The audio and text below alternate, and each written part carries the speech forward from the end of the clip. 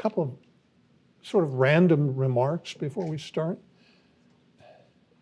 So the trilogy, the Oresteia, moves from the investment in revenge by those who have suffered to the neutrality of the law court, where the characteristic of the jurors is their ignorance of what has been suffered. So they have no pathos. They don't actually, they haven't lived through what the crime is. Now, since, according to the chorus of the Agamemnon, pathemathos, we learn through suffering, the jury in the Eumenides can't possibly know enough really to judge. And therefore, you know going in, if learning through suffering is the formula for human beings, you know going in that the legal system that gets established at the end of the third play must be essentially flawed. So if that's true, why don't they despair? Why don't they turn into the chorus of the Agamemnon when they hear Agamemnon being killed and run off in all directions at once?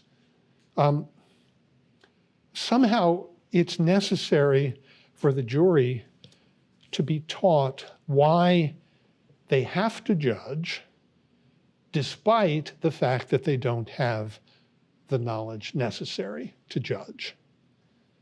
So ideally, they would undergo suffering and be detached simultaneously. Perfect justice would require that. It's hard to figure out what that means, but that's what perfect justice would require. Interesting, by the way, that I'm not going to give you the details, but if you just look at the dramatic situation in the first page of Plato's Republic, that's the situation. You need simultaneous detachment and investment in order for justice to be possible.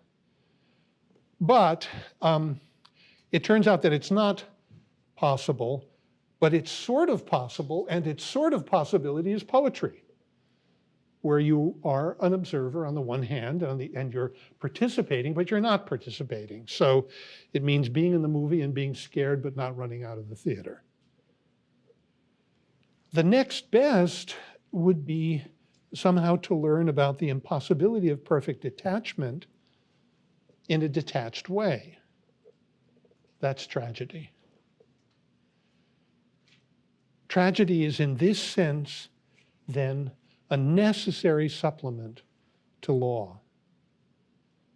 It makes us aware that law is imperfect on the one hand and still absolutely necessary on the other hand.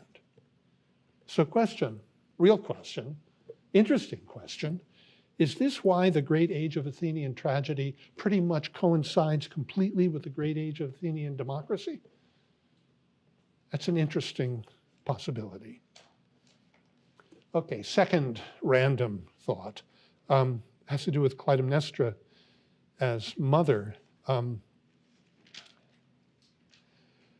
view of the mother, the parent who has literally suffered or labored and so is directly attached to the child, the view of the mother is that nothing is worth the death of the child.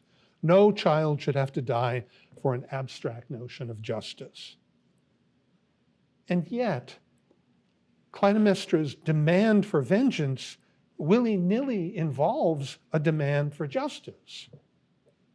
So her attack on Agamemnon in the first play somehow reproduces what she takes to be the crime of Agamemnon. Or you could say, the defense of the familial, of the particular, of one's own, has to be made on the basis of principles.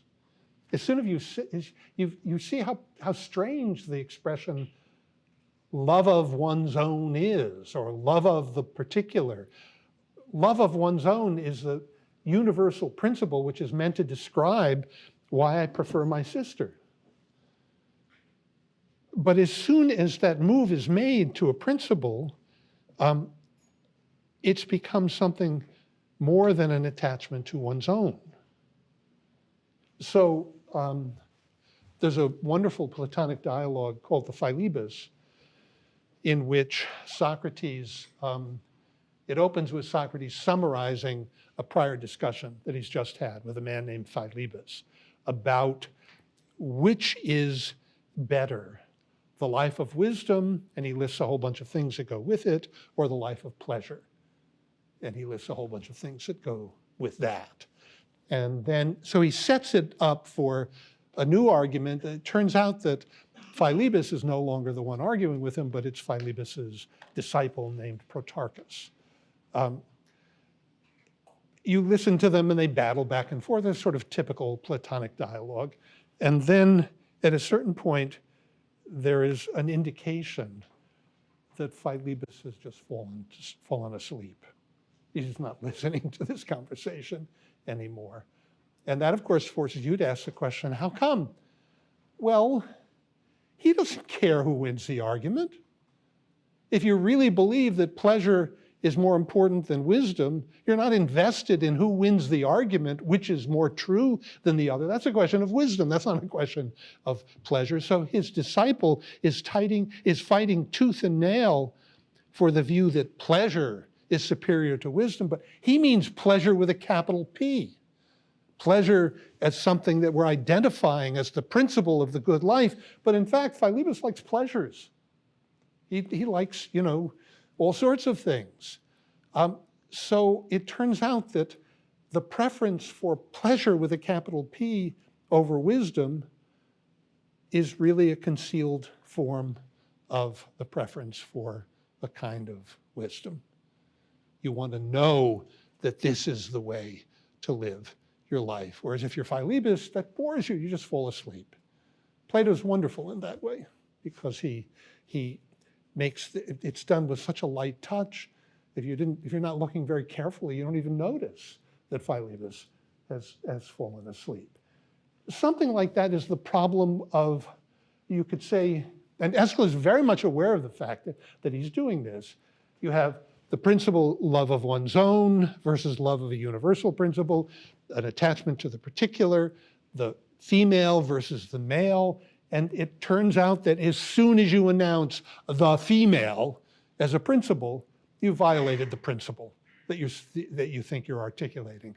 Aeschylus knows that because he identifies Clytemnestra as a manly woman in the first reference we have to her in line 10 or 11, whatever it is.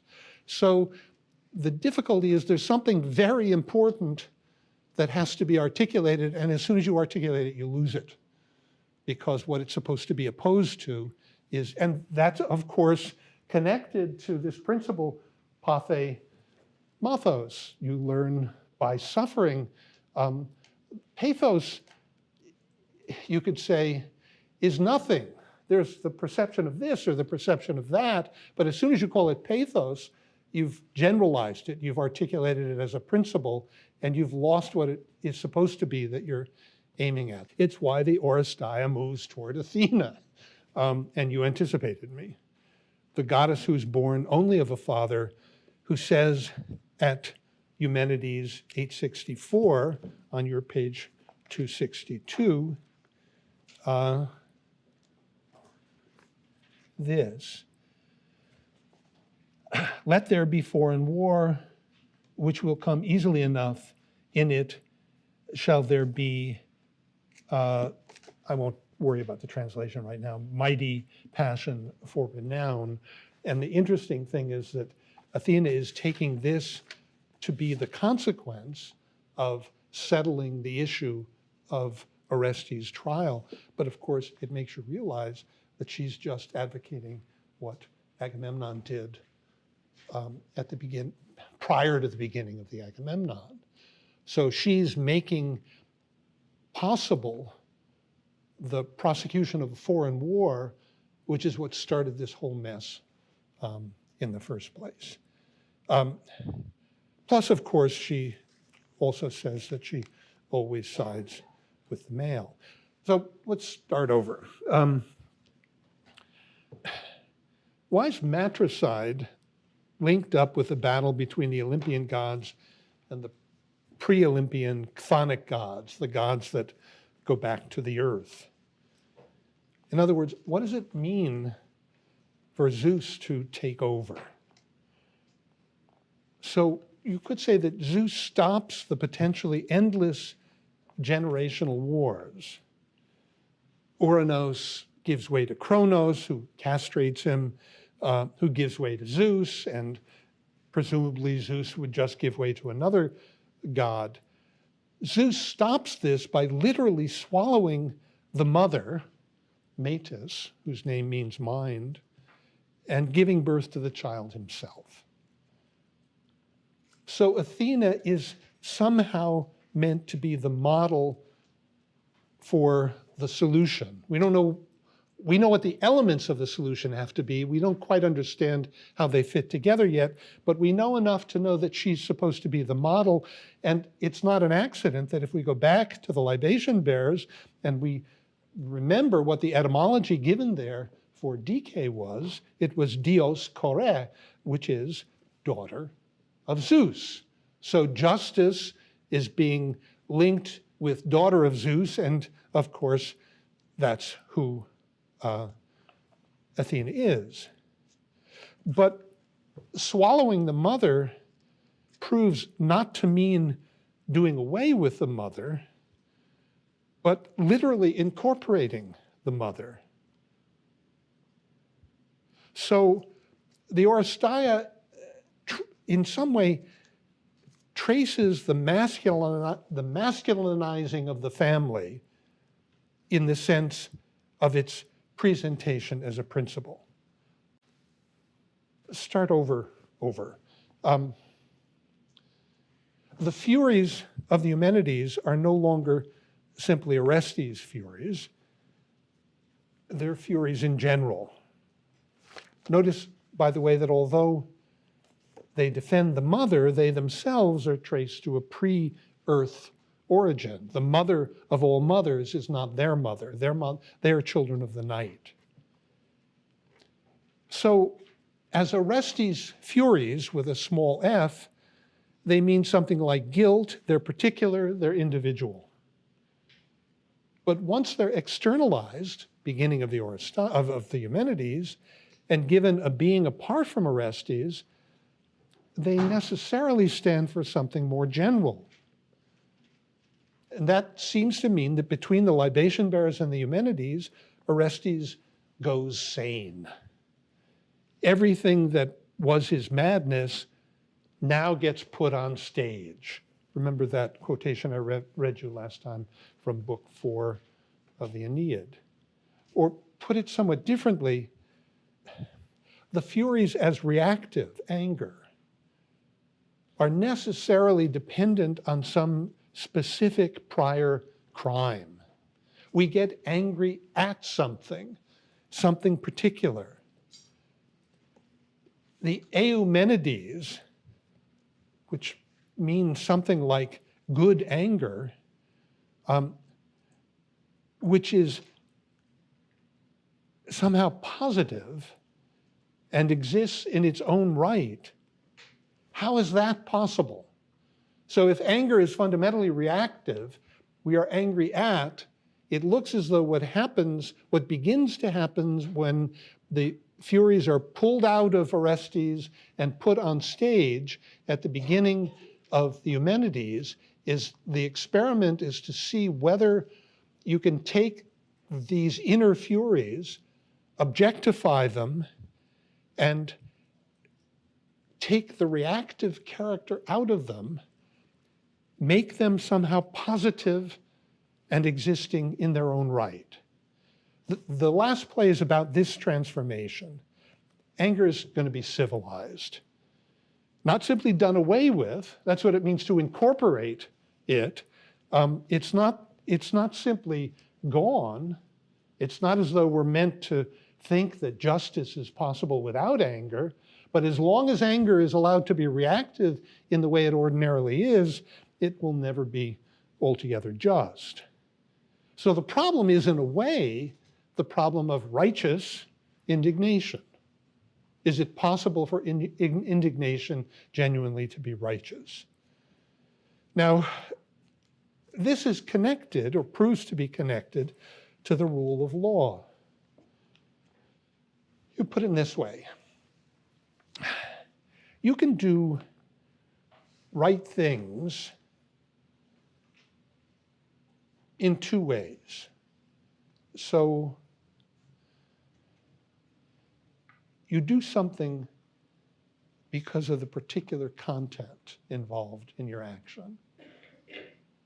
Or you do it not because of the particular content, but because it's right. But it's hard to know what then motivates you, but if the rightness is something that's indicated by the fact that it's lawful, you could say law always has two things. Points to two things. On the one hand, the law is either an advocating or a prescribing of something. Don't kill, in which case you might not kill because you find murder abhorrent, or you might not kill because it's the law. Your motive might be to obey the law, to use a famous expression of an 18th century German philosopher. So act so that the maxim of your action will, through your willing it, become a universal law for all mankind. That's Kant's formula for moral activity, the categorical imperative. You act in such a way because it's lawful, not because of the particular situation. But obviously you can't do that unless there's a law. So it turns out the connection between pulling the Furies out, giving them a kind of positive stature on the one hand, and legality has something to do with providing a motive that isn't particular on the one hand, but is particular in a way on the other hand. So the connection between law-abidingness and the externalizing of the Furies, that's not an accident. Only when there's a law does it become possible to do what is right for the sake of the law and not simply for the particular end. So the Eumenides moves from fury as something you feel to fury, an externalized being, to law. So we'll start over last time, okay? We think of something like, oh, hell, as a dilution of real hell, as a mild reference to eternal damnation. The Oresteia, in a way, reverses this order. Originally, there's fury, little f, feeling. And then there's fury, capital F, one of these people, one of these hags on stage.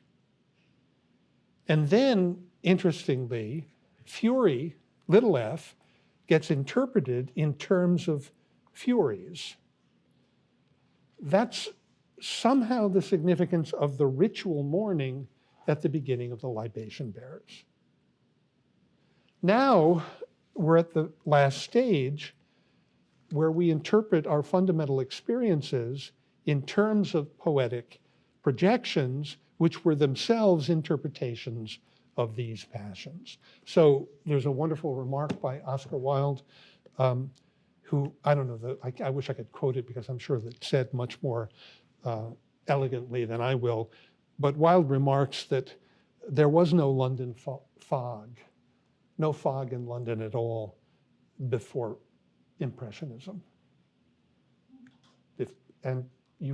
It's interesting to think about what he means by that before the artistic movement of Impressionism. Now, tragedy always takes a metaphorical understanding, which we have come to take for granted, and forces it back to its original meaning so as to make us re-experience its strangeness. And so re-experience the difference between it and the experience it was meant to describe. So it's a little bit like, I probably have used this before, forgive me, but it's a little bit like shaking hands as a custom. You know where it originates? When you shake hands, it means that you are prevented from pulling your sword out, right? So it's an expression of goodwill that originally looks as though it's a movement that's meant, I won't fight you, right? I won't pull my weapon. This is why left-handed people are understood to be sinister, because it doesn't bother them. They can, shake hands and pull their weapons. So you don't trust left-handed. Some of you are left-handed. Probably about 10% of you are left-handed. Of course you are. But in Greek, the word for left-handed means something like best. So ancient Greek, not in modern Greek too. Yeah. Right. So where am I now? Oh, drawing swords, right? So it turns out that we have certain rituals which over the years lose their meaning. You just, you're introduced, you shake hands. We don't do it as much anymore. In Germany, it used to be almost an obsession. I bet they don't do it as much anymore either. You shook hands with everybody. But over time, of course, the underlying meaning of it is lost. So what tragedy does is create a situation where these things that you do ritually and mechanically all of a sudden have meaning again. Euripides does that with the problem of human sacrifice in the Iphigenia among the Taurians. Okay, so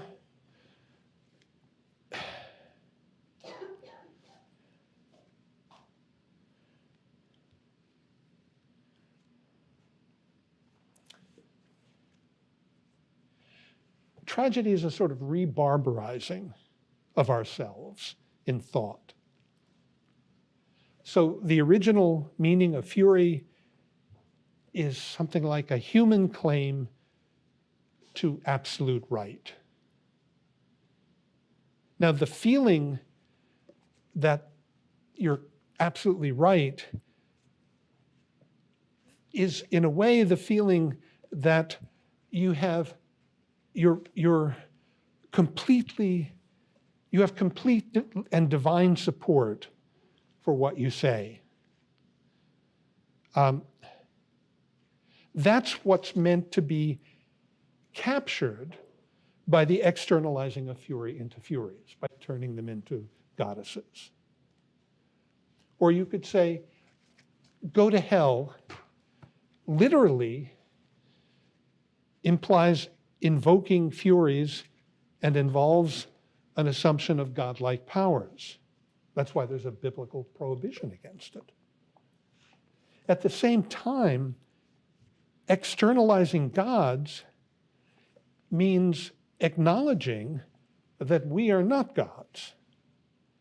Having deities outside the actual writing of the metaphor, the creation of the metaphor, saps us, and also, by the way, the Furies in the Eumenides, saps us of the anger that gave rise to metaphor in the first place.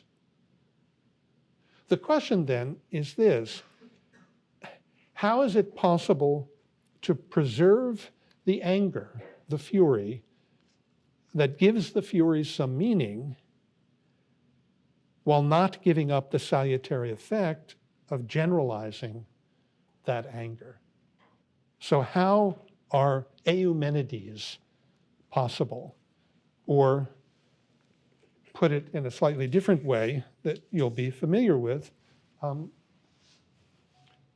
What does it mean that they lose the trial, the Furies get furious and threaten the Athenians with all sorts of ills, and then Athena finally convinces them to be to come to live in Athens, to come live beneath Athens.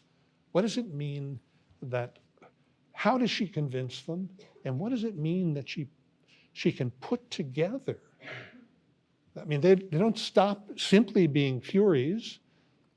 What would the point be if you simply turned them into docile pussycats on the one hand, and on the other hand, they can't be Furies and stay at what they were and stay in Athens. So what exactly are they? What is the compromise? What makes it possible for them to accept a home in Athens and become regular gods? And how can they do that without completely losing their character as Furies? That really is a version of the problem. Is justice possible? That Aeschylus is forcing us to at the end of the trilogy. If justice meant doing the right thing, right, then if Apollo were to walk through that door and manifest himself perfectly as Apollo, and we all agreed that he was Apollo, then we would all have to just do it. I mean, it just wouldn't make any sense not to just do what he said. So we would behave justly because we would all do the right thing, presuming that he knew what the right thing was, but he's a god after all, and we're not. The difficulty with that is that it would completely infantilize us forever. We would never make any decisions ourselves, because when you're in the presence of a manifest God who knows what you can't know because you're a mere mortal, you have to behave as though you're a perennial child and the parent is in the room, on the one hand. On the other hand, that's not a human existence, nor is it particularly just to simply do what you're told because you've been told to do it. Our notion of justice has something to do with the fact that we're voluntary agents and we do what we do because we choose to do it. And if we choose to do the right thing, that would be just. But if we simply do it, then that's equivalent to a kind of mechanism. It's almost as though you're in a world where you have to behave in a certain way. If you have to behave in a certain way, it's not clear that you're behaving justly, however good the consequences are of your behavior. So it looks as though we want to get Apollo out of the room. Just get rid of him completely, and that way we can all act freely and therefore behave justly. But the difficulty is that if there's nothing like Apollo, nothing outside of us that forms our understanding of the way we ought to behave, then it looks as though it's literally a free for all, in the sense that you simply do whatever you want to do. There's no possibility of justice in such a world. Justice doesn't make any sense. And so it looks as though you need Apollo in the room and out of the room at the same time. That's the compromise, putting him under the earth. But it's not just this compromise, of course, it's also the God whose name you can't say, the God who appears to you but doesn't appear to you. So it turns out that our relation to the divine, if we're to remain human, in some way requires that there be something like gods, but it requires that they also not be perfectly manifest, because if they're perfectly manifest, we're no longer human beings.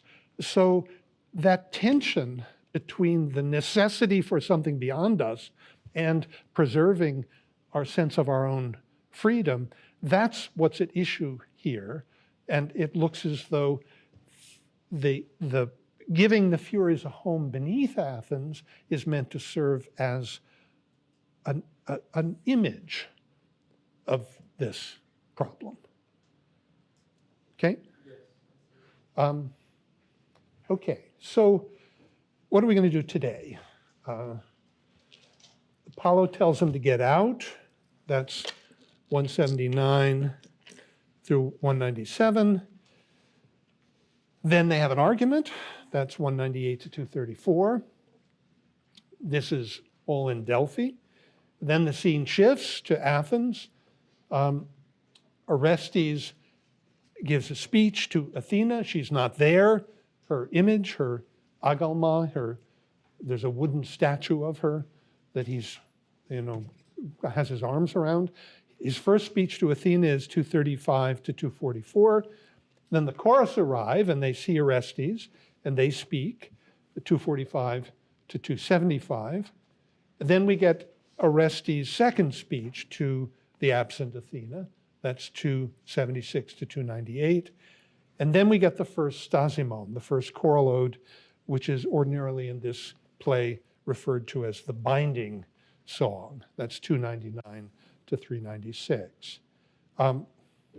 So let's turn to Apollo's speech, 179 to 197. Go, he says, get out of here. Now, it's interesting because at line 6970, Apollo had said that the Furies would not be acceptable to gods, men, or beasts. Couldn't mix with either gods, men, or beasts. Unwelcome. And then a few lines later at 73, he specifies Olympians and human beings. No, literally men, andres, male men. Here he says something different. He says on page 220, is it really 220? Yeah, I think it is. He says on page 220, bottom of the page, oh, I don't think I'll read it. He says, you belong in a barbarian culture.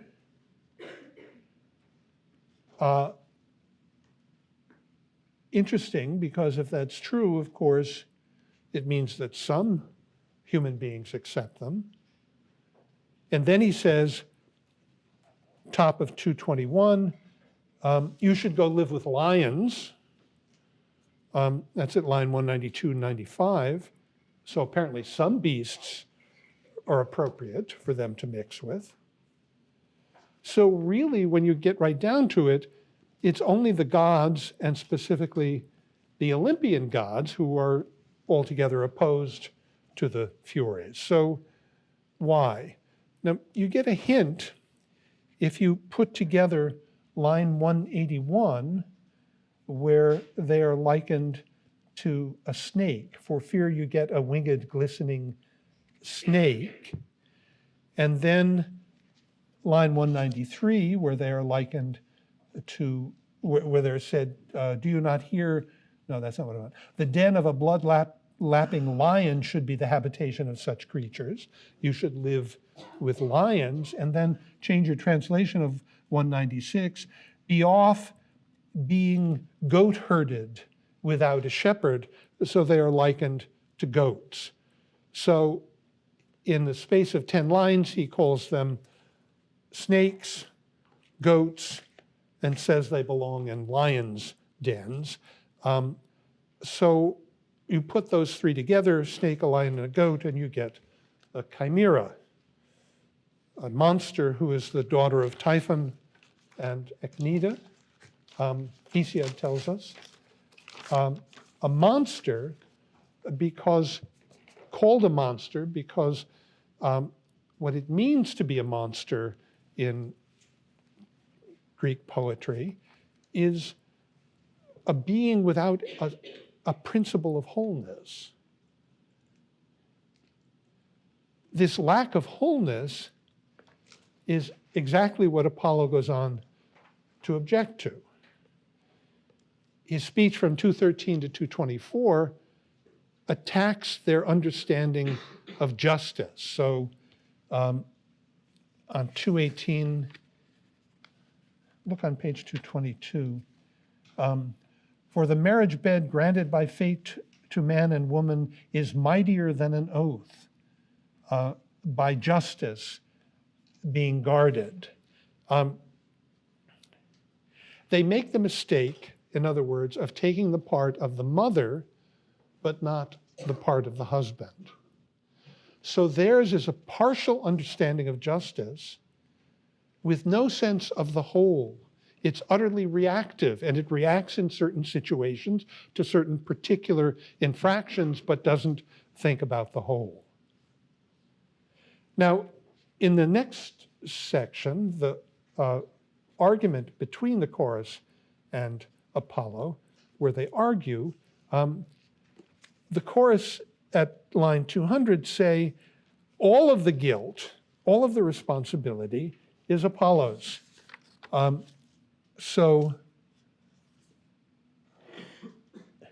in all things you have so acted that the blame is yours alone. The aitia is yours alone. The responsibility is yours alone. And so not Orestes. They prove then Apollo to be right in a way. They blame whomever they speak to wholly. It's in a way characteristic of anger when you think of it, the way in which it lashes out at its adversary being whoever happens to be present, and represents this more general sense of what it's opposed to. And then on line 208, you get this. Bottom of 221. I'm going to change the translation. But this is ours, being so ordered, they say. We have been fated. This is what we are. There's no choice on our part. Now, this is contrasted in the section, in the argument between them, to Apollo's emphasis on choice, and especially the choice involved in marriage. And his own parting remarks about what he cannot willingly do. I cannot willingly break an oath that I made to Orestes. So Apollo's thinking of them as a monster, his claim about partiality, seems to mean that for Apollo and for the Olympian gods generally, what is a matter of will is prior to and more important than what's a matter of necessity. If you think, you can get a sense of what's at stake if you think about the way in which the old gods so much more obviously represent powers, Uranos, Gaia, heaven, earth, chronos, time. There's a way in which they are persons. On the one hand, they do things, and on the other hand, what they do is pretty easily interpretable as natural forces doing not what they choose to do, but what they have to do. Whereas by the time you get to the Olympians, some of that is present, but it is not. It's not altogether present. That wonderful. I think I told you about the wonderful. This is in the Uffizi, I think, in Florence. The wonderful painting of Venus and Mars, having just slept together, and Mars's armor is all over the place, and the little putti are playing with it, and Venus is fully clad and has this wonderful smile on her face. I think, properly interpreted, the whole of Homer's Iliad is in some way present in that painting. So the new gods are more obviously anthropomorphic. They're more obviously concerned with their being as persons, and what goes along with that is their understanding of the importance of willful action rather than necessary action, and therefore the priority they place on marriage over and against kinship, blood kin. Then we get Orestes' first speech to Athena. line 235 through 44. So if you look on 223, you get this. Queen Athena, I have come at Loxias' bidding. Receive the avenger in a soft temper, preumenos, not as suppliant nor with unclean hands, but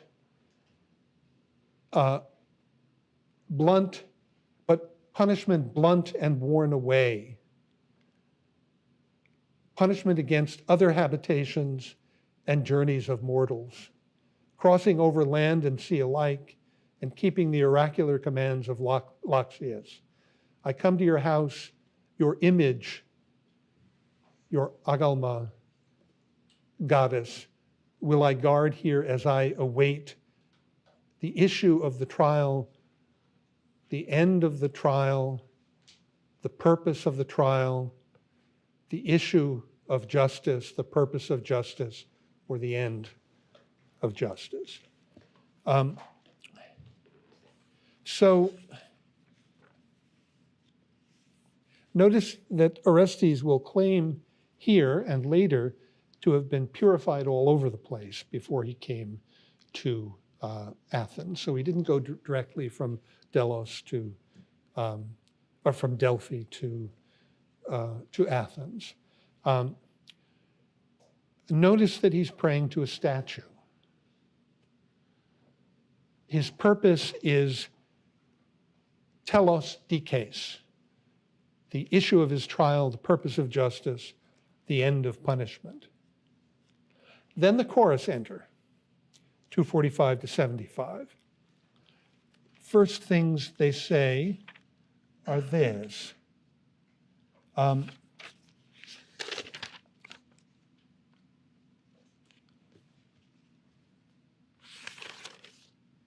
got it somewhere. Okay, top of page 224. Just so, here is manifest evidence of the man. Follow the knowledge of the voiceless informer. Yes, like a hound after a wounded fawn. By the drop of blood do we track him down. My many labors, deadly to men, leave my breast panting, for I've ranged through every place on earth, and beyond the sea in wingless flight I have come pursuing not slower than a ship, and now he must be cowering somewhere here. The scent of mortal blood so familiar smiles on me. Look again, scan every spot, that the killer of his mother may not escape us in flight unpunished. Now, it's strange. On the one hand, they say they smell blood, follow the hints of a voiceless informer. That seems to be, they're referring to their noses, they're smelling, and fly without wings over land and over water without a ship. So these three things seem metaphorical. There's no real blood left, certainly no smell, and yet they also say they're huffing and puffing with man-killing, man-wearying work. So are we meant to take them as literally smelling and pursuing? The problem is that it's not clear what they mean on the real level, on the literal level. What's what Eliot called the objective correlative of smelling blood. Now, in the second part of their speech, they say they want to avoid a trial, presumably because a trial settles the matter, and their power depends on its not being settled. Blood spilled can never be atoned for. Now, again, blood given in return, which the image they use at 264 to 5, has to be metaphorical, since they never indicate any intent to kill him. On the contrary, they indicate that they're not going to kill him. They threaten him at line 273 with Hades and imply that he will never get over this, even after death. So it's absolutely important for them that there's no possible release for what he has done. So the experience of this threat in the present is meant to be the cause of present despair. Orestes is meant to feel the burden of these beings who tell him, we're never going to let up on you. That seems to be what it means that they won't kill him, 267 to 8, but will drag him living to Hades. So you put it in this way.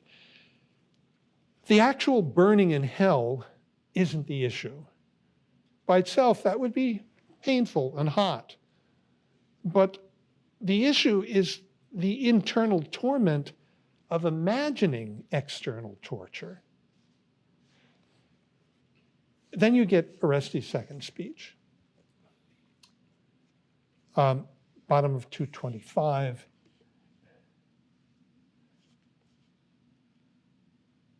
Schooled in misery, I know well many ways of purifying, and I know where speech is just and where silence, and so on. So in this account, he has simply become the puppet of Apollo, who told him to speak now.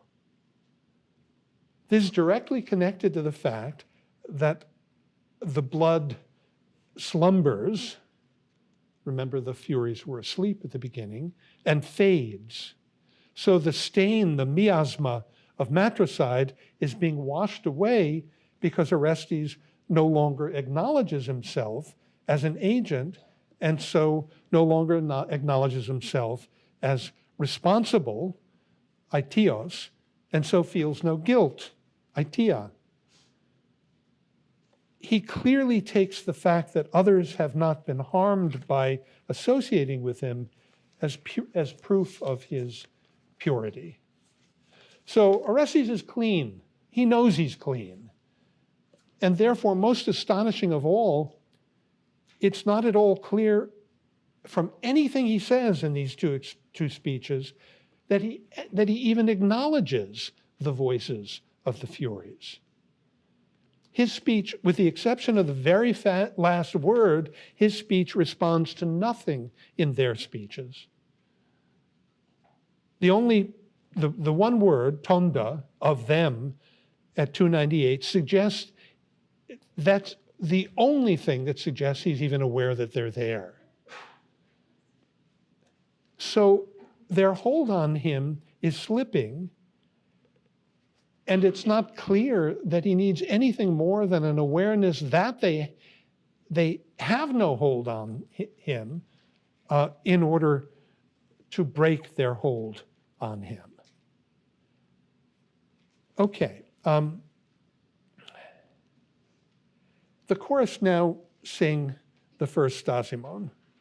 This is a song which is designed to bind Orestes, which suggests that they know that they're losing him. Notice that there's no indication that it has any effect on him at all. So it starts with an introduction, 299 to 320. And then, and in that introduction, they make the point that Athena and Apollo can't save him, 299 to 306. It's our fate, it's our lot not to touch those who are pure, only those who are hiding guilt, 307 to 320. Then you get a series of strophic pairs, 5 of them. So the first strophe is an account of their birth, their mother, night. Then you get a refrain, an account of madness meant to bind him to them. Then the first antistrophe, an account of their fate, of their lot. And then the refrain repeated, madness again. Then the second strophic system, 347 to 366. First, the strophe, the Olympians have to keep their hands off of Orestes because of our lot. Then a refrain, this is our choice. And then the antistrophe, Zeus has chosen this. Then the refrain again, this is our choice. Third strophic system, the strophe, we destroy men's high illusions. Then a refrain, we trip those who think themselves most free. Then the antistrophe about the mindless ruin of men. And then the refrain again, we trip those who think themselves most free. Then the fourth strophic system, for the strophe about their choice, their fate, their lot. The antistrophe, everyone fears this. Now, if you look just quickly at what I've been rushing through so that I can finish it before the end of the day, look at page 228. 2 lines from the bottom, line 311. Lloyd-Jones translates, its office. And to tell how our company apportions lots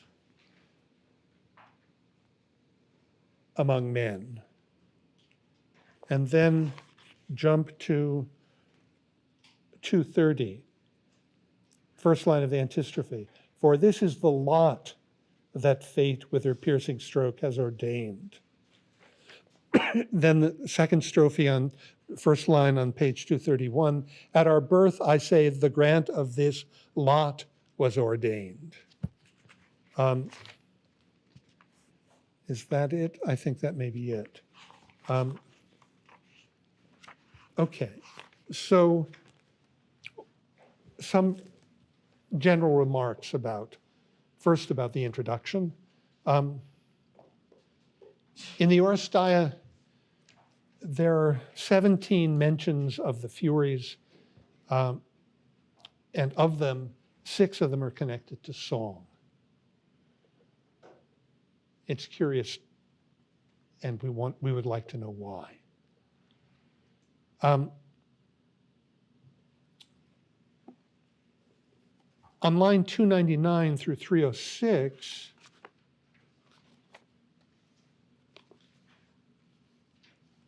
we get this. Not Apollo, I say, or mighty Athena shall save you from going all neglected down to ruin, not knowing where in your mind joy can dwell, a bloodless shadow, food for daimons. Do you not deign to answer? Do you reject my words? You who have been fattened up for me and consecrated to me. So they threaten him with being totally forgotten without any joy in his mind. Athena and Apollo can't protect him from an attack on his mind. But the interesting thing is that it cuts both ways. They also have no recourse if Orestes doesn't hear them. Do you not deign to answer? Do you reject my words? You who have been fattened up for me and consecrated to me. So they need to get at him while he lives. So the problem in a way is this, shows up in 307 through 20. They want to say they leave the clean-handed alone, but woe to him who tries to hide his unclean deed. So they get him either by exposing him to others, by shaming him, or by exposing him to himself, by guilt. But Orestes told us on line 281 that he'd already admitted his crime. So how are they going to get at him? Now, if you look at the binding song proper, it's interesting, because the song itself is meant to be the punishment. To sing is identical to punishing for them. Now, this makes much more sense of the repetition of the refrains. This sort of endless repetition is very much akin to the experience that we have when we feel guilty about something. And you go over it and over it and over it. And not only that, but the way in which it tends to come back in exactly the same words. It has the feel of the kind of song that's an earworm that you can't get out of your mind. It's there. You wake up and it's there. That's what guilt is like. So it's crucial that Orestes should hear them. They have to be his inner voices. They have to be the song that he can't get out of his head in order for guilt to be the punishment. But guilt, of course, here takes the form of a constant threat of punishment. It's only because of the threat of punishment that you are constantly reminded that you are worthy of being punished. So it's all metaphorical. Decay is decaying on the level of genuine remorse. Now, one final thing.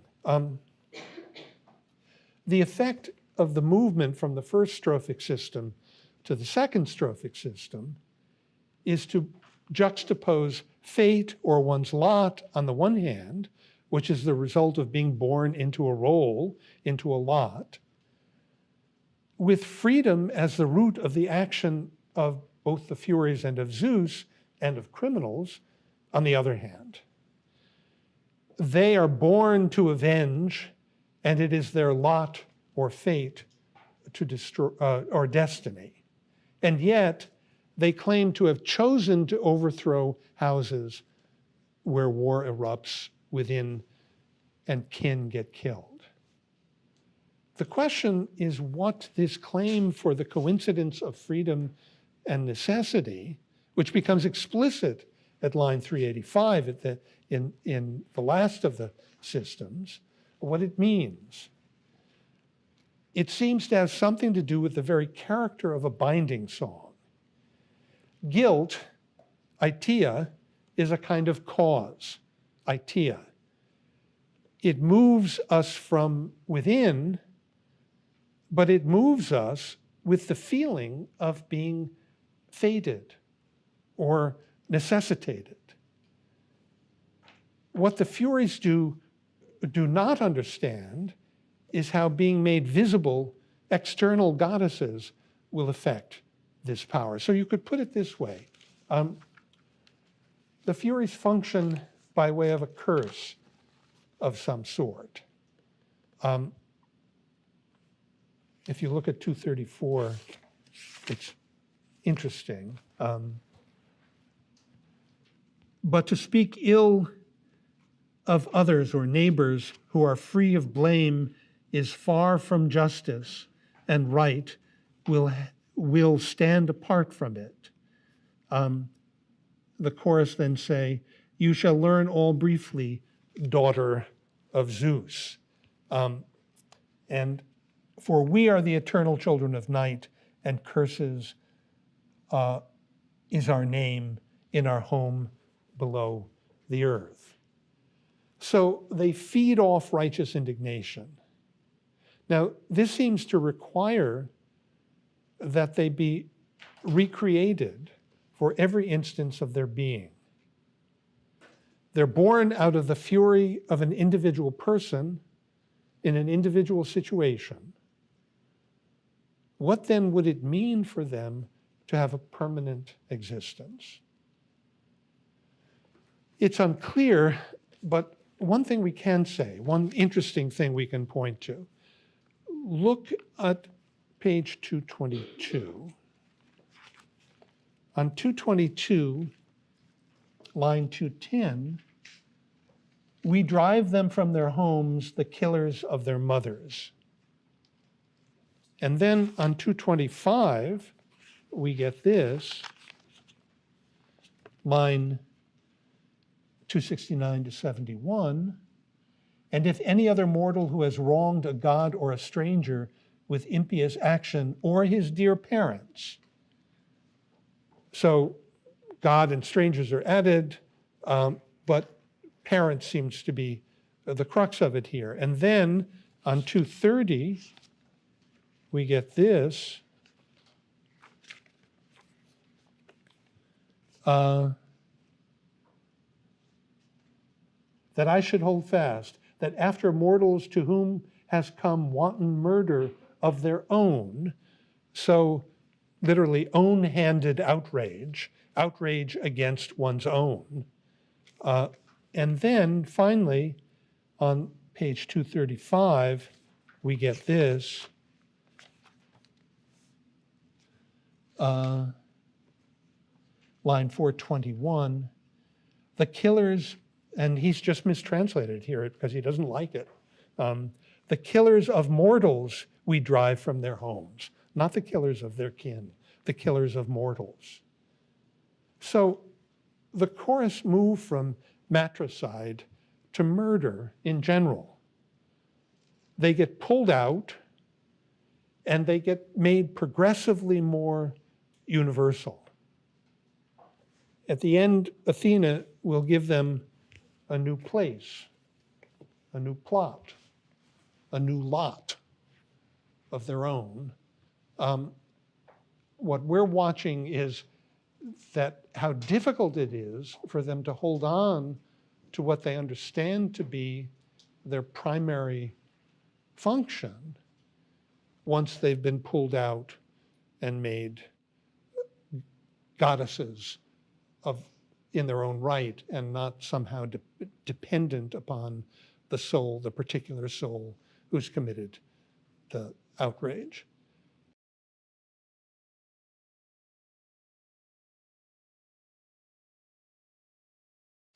Well, it looks as though Orestes is attempting to say, his Greek version of time heals all wounds, that gets less and less. So on the one hand, you could say they know that. And on the other hand, there's the binding song.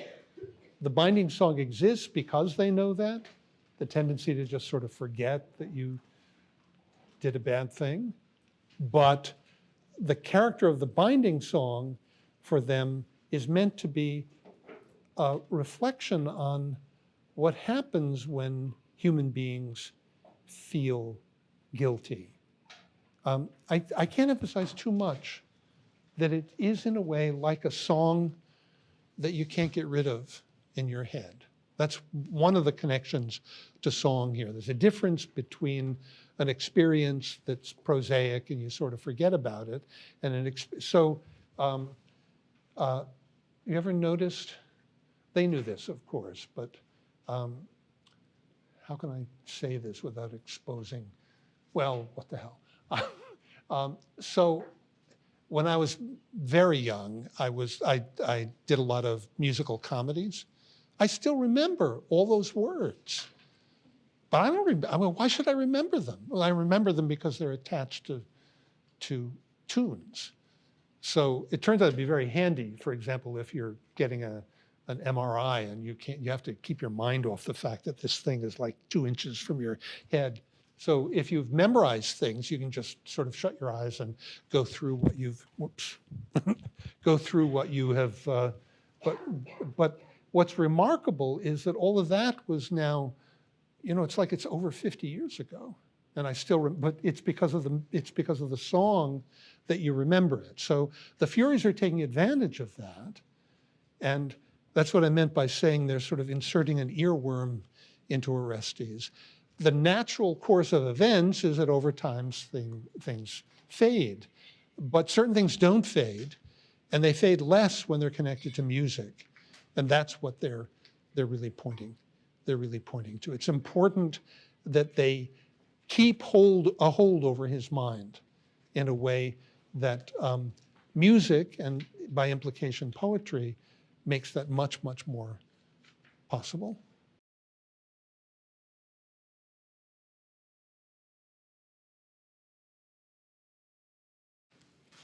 Probably because, in fact, in order for the ghost of Clytemnestra to speak to him, he'd have to think that he was wrong.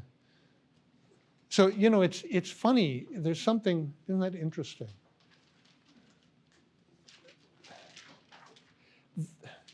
Because in a way, the fact that they are, let me put it in this way. I've been saying all along that the big difference between the libation bearers and the Eumenides is that the Furies get externalized, and that's certainly true.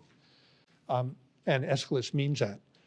But what's interesting is that something like that has already happened, because of the fact that they are identified as the Furies, the fact that he's going mad, he's being pursued by beings that are not his mother, means that there is a cosmic order that judges. He's acknowledging that there is a cosmic order that judges what he did to be wrong. And that makes it possible to feel, it looks as though without guilt, you've just got your mother complaining that you killed her, but with the Furies, you've got the equivalent of a third force saying, you killed your mother. It seems to me that the existence of that independence from the mother makes it much harsher and harder for him to reject it. And you need to think about this in terms of how things like guilt affect you, and see that Aeschylus has thought very deeply about it, and he's sort of created something that points to the need for guilt to exist. It doesn't mean that you just miss your mother, right? You've already incorporated something like a condemnation of yourself into the experience, which means you're judging yourself, which means that there's something like a principle lurking, even if you're not acknowledging it. So the distinction between the particularity of vengeance and the universality of justice is nothing like as pure and straightforward as I've been presenting it. And I think he knows that. Aeschylus knows that. We should probably stop. So whatever I said, we'll do. It's our lot to do it. And we choose to do it.